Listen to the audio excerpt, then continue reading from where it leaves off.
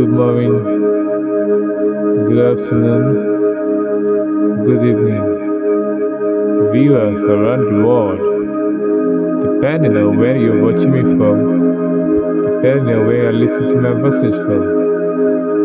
I greet you today.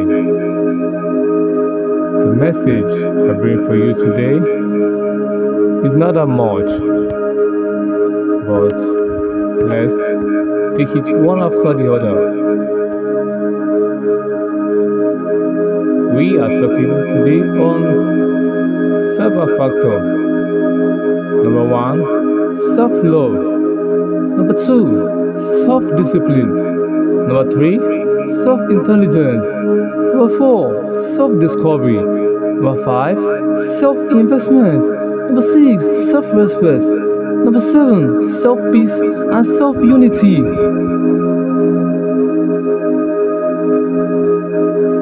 Let's first start from the beginning. Self-love is the love that you love yourself, that you cherish yourself. Because if you love yourself, you won't think negative to somebody else. He says, the new commandment I bring to you, love one another. Love one another. Be your brother's keeper. So, if you're passing through any challenges currently or formerly, or in a future purpose, but learn to know how to pray and how to love yourself. Because if you pray to God, to ask you to just ask God, how do I love myself? How do I love myself? Because self-love is very, very important.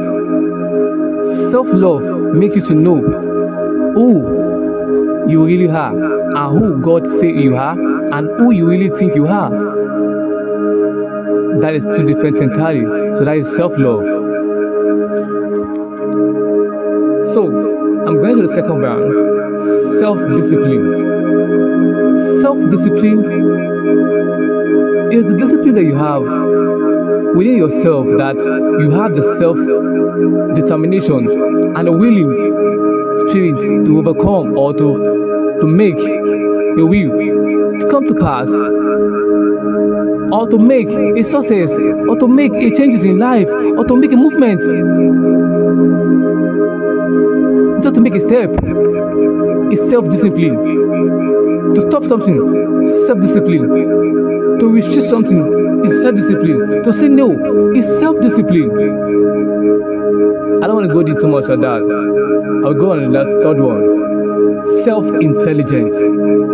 Self-intelligence is the research that you know you're on your own, that God bestowed on you, but you have the insight, but you're doubting yourself. Did I really know what I'm thinking? Is that what I'm thinking is good or right? God wants to use you for something else. But if you don't put yourself down, how do you want to know?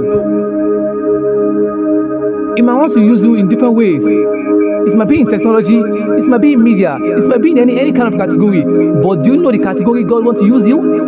But you restrict the first instruction. Then how do you want to know the second instruction? So it's very deep, it's very, very, very important in life that we should listen to instruction. That's how we can get to self-intelligence. And never restrict knowledge. No matter how the knowledge is poor or how it is to your ear, but never restrict knowledge and never stop learning. That is self-intelligence. So I'm going to the fourth right now. Self-discovery.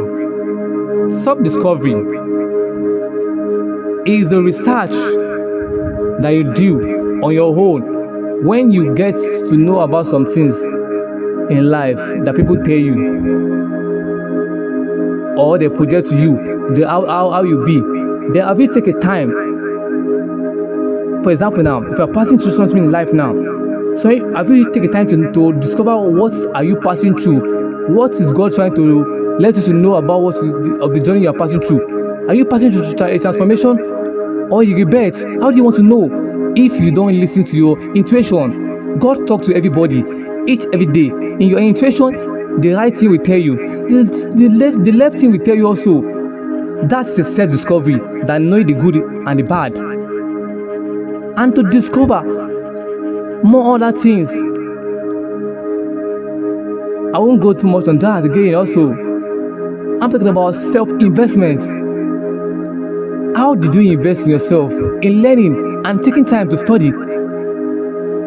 Not even scripture only, journaling, study other things, read book, watch experience movie, watch other things that's educating. Self-investment. Then what to now check on what to now watch on those things now.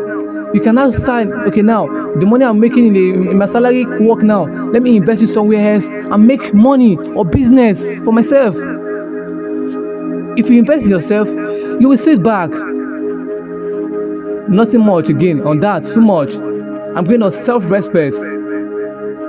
The self-respect is the respect that you have for yourself, that if you carry yourself low, people will match you low. If you lift yourself high, like an eagle, people will look you up and they can never be low or look down on you. Money is a different thing entirely. But the way you respect yourself, people will respect you also. Respect is reciprocal. Do to what you want people to do to you, to them. If you respect yourself, people will respect you also. Nothing much on that also. So I'm going now to self-peace and I'll go to self-unity. But now on self-peace, I said, if you can find all these things that I mentioned earlier, let me recap it again. Self-love, self-discipline, self-intelligence, self-discovery, self-investment, self-respect, self-peace, and self-unity. So now, I'm telling you about self-peace. If you can get all these things that I read now, you must have your self-peace yourself. If people try a way to make you to get angry or to make you to out of character, please find peace within your inner self. If you can find peace within your inner self, I believe you can get solution to many things and you can get insights to what God is trying to tell you through your intuition, through your brain. God is telling you something to do something. But so many people reject it because they don't believe in themselves. And some people they got the power that they are supposed to deliver the nation. But they refuse because they believe that I'm not capable, I can't do this, I can't do that, I can't do that. And whereas the influence go along. Again, we need to find self-peace for ourselves. It's very, very important. Today I'm talking about self. Not about loving the world, not about loving discipline for anybody, not about intelligence for anybody, not about discovery for anybody, not about investing for anybody, not about respect for anybody, not about peace for anybody or unity for anybody. For yourself. This is self. Self. If you love yourself, then you can proceed to love your neighbor. That's the foundation. So self-peace is very, very important. We need to have self-peace within ourselves. No matter the condition, no matter anything you're passing through in life, no matter what people are putting you through or you're passing through, please, if people should put you into any pain, please have self-peace within yourself, because Emil Laro, we have only one life to live. Emil Laro, we have only one life to live. Please take care of yourself and have self-peace within yourself. So if you have a self-peace within yourself, now we cannot talk about the self-unity. The self-unity is the one we have within your family, within community, within people around. Please, let me unite. Unite, we stand. Divide, we fall. Please self-unite within yourself. If you're united with yourself, you can't think negative. You can't think bad. You can't do bad. You can't find yourself in doing negative things. Please, self-unity is very, very important. That is the message I have for you today. Please, love, like, and share. Send this message around the world. Let them know what the Spirit is saying. May the grace of our Lord Jesus Christ, with the love of God, and the sweet fellowship of the Holy Spirit, please bow with us now and forevermore.